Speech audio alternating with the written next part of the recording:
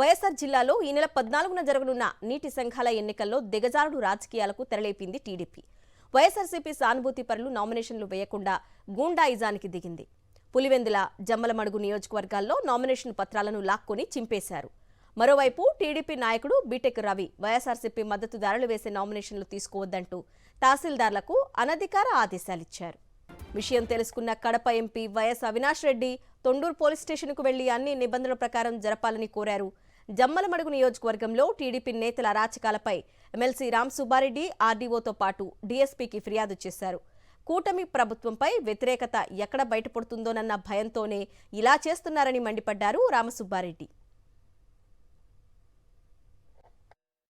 మాది పులివెందుల తాలూకా గిడింగవారిపల్లె గ్రామము, సర్పంచుడు నేను.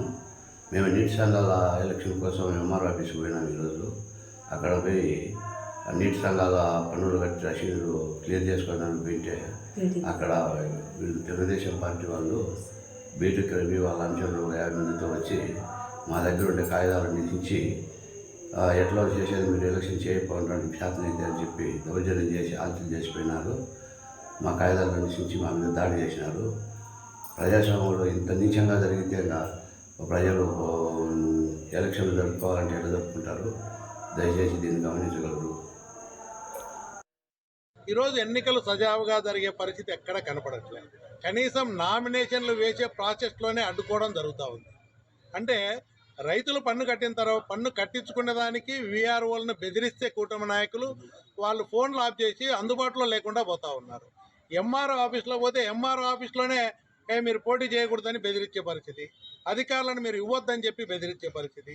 చిన్న ఉద్యోగస్తులు ఈరోజు వీఆర్ఓలు ఎంఆర్ఓలు ఫోన్ చేస్తే మేము చేసినామండి చెప్పినామంటారు.